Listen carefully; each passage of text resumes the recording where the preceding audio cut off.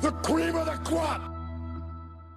What's going on, ladies and gentlemen? Welcome back to The Fringe. Big problems are brewing when it comes to digital ID. Now, I think I've made a very good case on the weekend's video that digital ID was coming to Canada, that Mark Carney has full plans to bring digital ID to Canada, and it starts with internet censorship, the anti-hate speech bill, whatever they want to call it. Bigger provisions coming out in that today. That when you look back and compare this to something like, say, the Freedom Convoy, and what they did with freezing bank accounts, with asking for everyone's personal information, ruining people's lives. We have big problems coming to this country, and I don't even want to dress it up anymore or try to say, hey, it's okay, we can hopefully get through. What's going to be really interesting to watch, folks, and please think of this before this bill tries to get through another reading. Who votes in support of it? You have to watch who votes, whether it's all parties, whether it's all but the Conservatives, whether it's just the Liberals. Keep your eyes on who votes this through. Because what you have to remember is the last 3 times they've tried to pass a censorship bill, it's made it to the Senate floor. And the Senate have been the ones to turn it down. This country's in big trouble, folks. It could mean the end of this channel. It could mean the end of every channel you watch. It could mean the end of you having an ability to own a cell phone or have internet in your country. And I'm about to show you the receipts. First, we have to take a look at what's going on with Starmer. Because I know we don't cover the UK on this channel very often. And it's typically a Canadian political channel, but what we have to look at is the patterns that are happening. Mark Carney was in Britain at the announcement of digital ID. He was celebrating it. He was all for it because, well, it's part of the plan. Mark Carney loves Britain. He bankrupted them. Here's Starmer. He can't even answer the questions on digital ID. Listen to the dialect. Compare it to the pandemic. Listen to the rhetoric and tell me if this is any different than the pandemic. And try to listen to his reasoning. The reporter can't even give him something to work on. He has no explanation for what he's putting in and what he's implementing. One of our viewers got in touch and wanted us to ask this question. Russ Brown wanted us to ask you if you really believe that those profiting from human trafficking will think, oh dear, I have to check your digital ID now. I can't carry on paying you £1.50 an hour to work in my sweatshop. I'm absolutely convinced that amongst the reasons that people travel through France, which is a safe country, to come to the United Kingdom, amongst the reasons is because it's easier to work in our illegal economy than it is in other countries. And we have to deal with that. Bosses who are prepared to hire people illegally are not asking them for their national insurance card. So what's the evidence? What makes you think they're suddenly going to ask them for a digital ID? We need to be really clear. You must have ID, mandatory digital ID, in order to work, because we have to stop illegal working.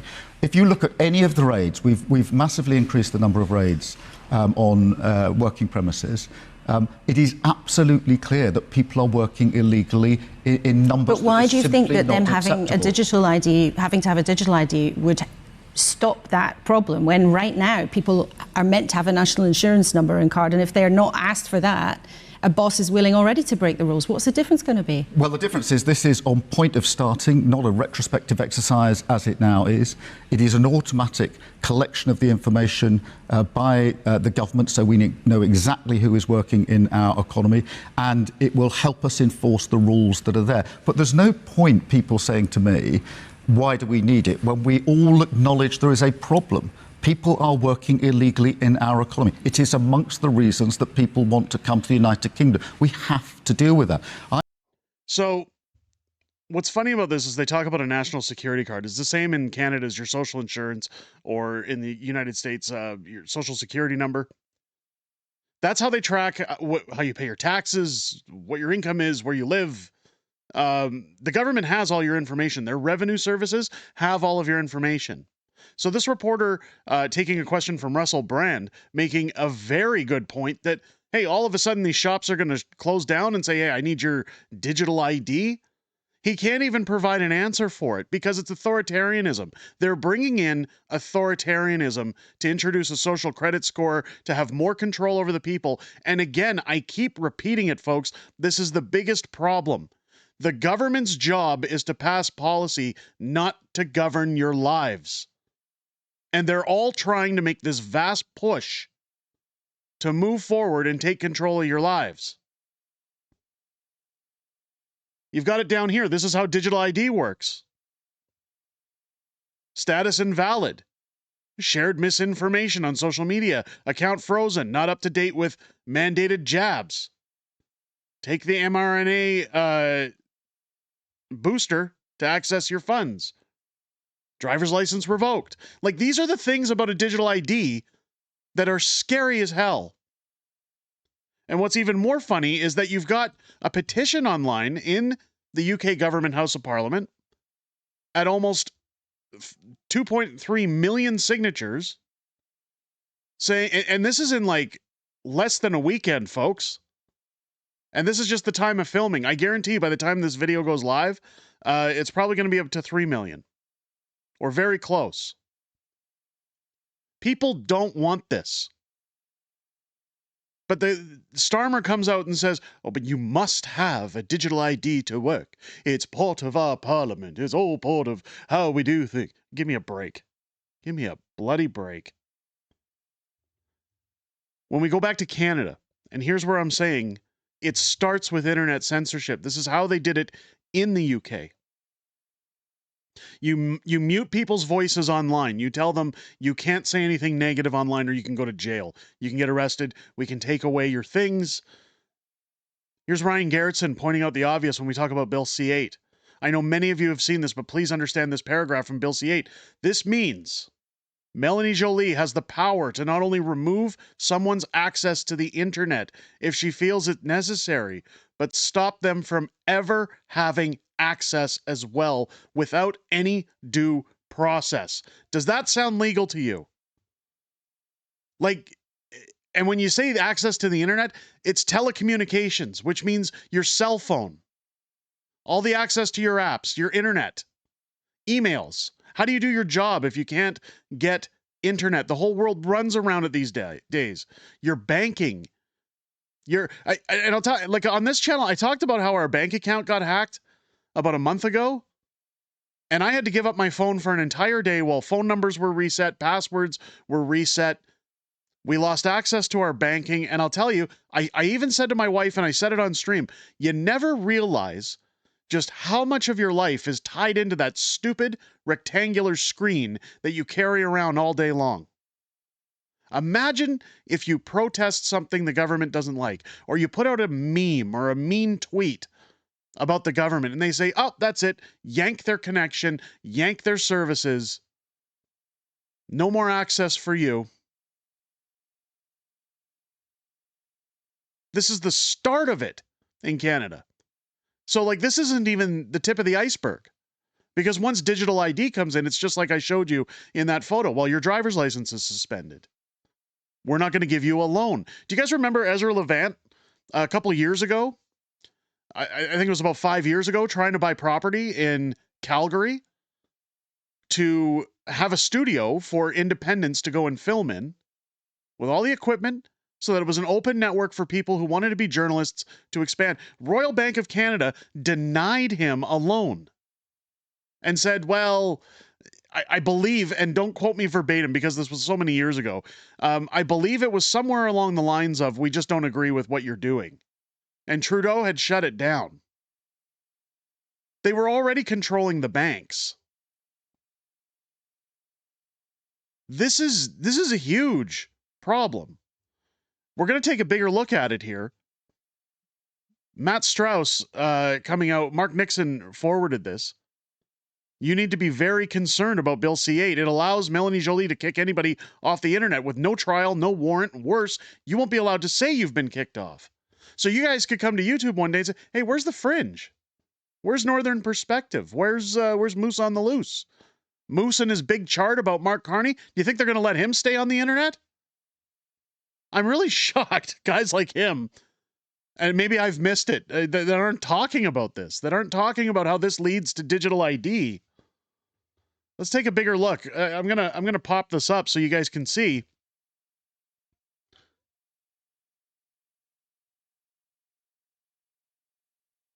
First off, no compensation. Let's highlight that.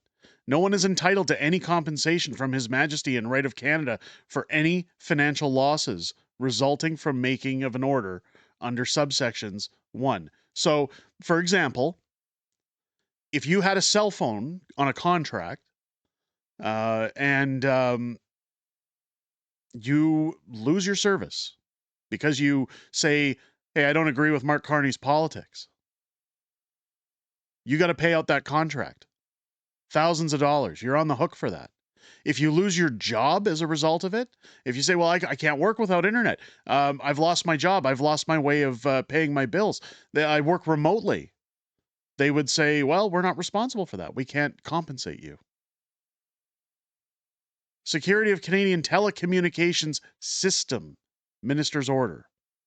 If there are any reasonable grounds to believe that it is necessary to do so to secure the Canadian telecommunications system against any threat, including that of interference, manipulation, disruption, or degradation, the minister may, by order, and after consultation with the Minister of Public Safety and Emergency Preparedness and with the persons the minister considers appropriate, A, prohibit a telecommunications service provider from providing any service to any specified person, including a telecommunications service provider, and direct a telecommunications service provider to suspend providing for a specified period any service to any specified person, including a telecommunications service provider. So there's nothing here that states what threshold has to be crossed, what has to be done. Just, nope, we're allowed to cut it off at any time. Could you, again, imagine the Freedom Convoy, everybody who was involved. Oh, there's podcasters out there, there's social media out there, there's all, identify them, cut them off, shut them down. No nasty words about the government, please. No reporting. No press conferences for Tamara and Chris, who, by the way, are about to be thrown in jail for 8 years for holding press conferences. Mischief, they call it. Who had the authority to decide that? Here's the provision of information. The minister may require any person to provide to the minister or any person designated by the minister within any time and subject to any conditions. The minister may specify any information that the minister believes on reasonable grounds is relevant for the purpose of making, amending, or revoking an order from under the sections 15.1, 2, and 15.8, or verifying compliance or preventing non-compliance with such an order or regulation. They don't have to have a reason. They don't have to have a valid reason for telling you you've crossed a line or a threshold. You just wake up one day and everything's gone. It's all shut down. And once they do this, just like the UK, they bring in immigration as a topic. Well, immigration's out of control. Look what Starmer did. They got things under control with digital ID, so we're going to implement the same things in Canada. You guys keep saying you want immigration handled, right? Well, good news. The Liberals are bringing in digital ID. So now we can regulate where you get a loan from, your license, your registration, your active status in society. We know everything about you. Your anonymity, gone. Out the window. And for those who say, well, Derek, it's a conspiracy theory, that's just the UK. We're never getting that in Canada. When I said earlier, listen to Starmer's words, take into what consideration Starmer has, and how it's all aligned with the COOF. Mark Carney was asked about digital ID after UK PM Keir Starmer's mandate. He didn't say no. He just said he has no current plan. Big difference. If he wants to kill the idea for Canada, he would have flat out said no, and he didn't. And that's how you know. Again, go back to the pandemic, trace it back. Oh, there's no plans for lockdowns. There's no plan. 2 weeks, ladies and gentlemen, just 2 weeks to flatten the curve. We have no concerns with moving forward after that. Then it was everybody just get the jab and it's over. It never ended. And they never said this is the finish line or this is where they always speak in tongue almost, in code. Because they're not legally liable if they say, no, we're not going to bring it in, and then they do. This is about accountability. So they dance around with the words, oh, there's currently no plans. It's very easy to pivot from that and say, well, we never had plans, but now we do. Listen to this. Keir Starmer's introduced a digital ID card. Wants to make it mandatory as a way of controlling immigration. Is that something Canada might consider? Well, Paul, one thing I would put in terms of context. So I know Carney usually struggles to speak, but do you see him dancing around that? Trying to think, how do I say it without saying it? Is the UK is relatively unique in not having other forms of identification. So there's been a long history here not to have ID. In Canadians, we have various forms of ID. We have driver's license. You have social insurance license. Like you have forms of identification. In terms of so now, are there merits to having common digital identification for government services, for you say immigration, also for financial services, portability, other aspects? There may be. We don't have current plans for that. There may be for government services, for banking, for immigration. There may be, but we currently don't have plans for that. Now, one of the things where you know this is complete bullshit, and where you know that this is just dancing around, is he says, oh, they don't have purposes for identification in Britain. They have a national security number. It's like social insurance. They have driver's licenses in Britain. You're telling me that they have no other way of tracking their citizens and it's just free roam. I want to ask you guys this because you live in Canada. How many people in this country work under the table? How many businesses actually take people's social insurance numbers when they're bringing in migrants from all over the world? And they say, oh, I just want to work job. I just want job. I'll do I do under the table. I work. I don't report. Like, it's the same thing. It's like, I'm not taking crazy pills here. He says that Britain has no way of tracking their citizens, no way of keeping federal records to say this is who's employed, this isn't.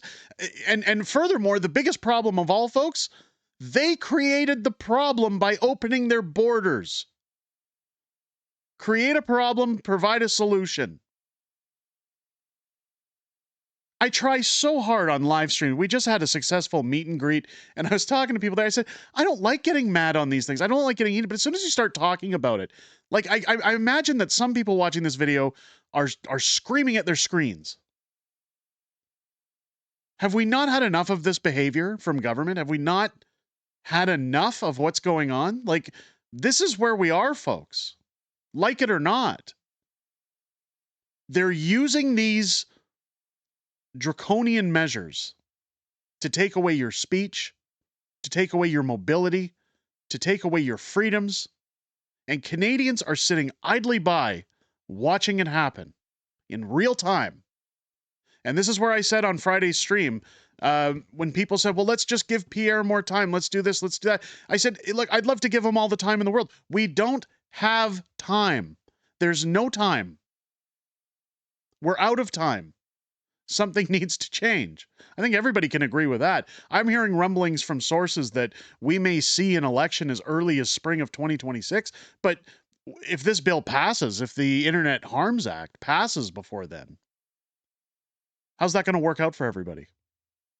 How's that going to take place in our country? I don't even want to think about it. Let me know what you guys think down below in the comments. If it's your first time here, I hope this video has earned your subscription. Make sure you join me now twice live every week on the channel. Wednesdays for Friday Night Fringe, or Wednesdays for Unhinged Fringe. Fridays for Friday Night Fringe, beautiful Mrs. Fringe joins me on Fridays. We talk about everything that happened in politics, everything we know coming up ahead, as well as Q&A within the greatest YouTube community on the platform. I always look forward to chatting with you guys outside of making these videos. I most importantly look forward to chatting with you this week, provided we're allowed to, starting at 6 p.m. Pacific, 8 p.m. Central, every Wednesday and Friday here on the channel. With that said, ladies and gentlemen, I hope you enjoyed this video. I hope you have a great rest of your day. I'll catch you on the next one.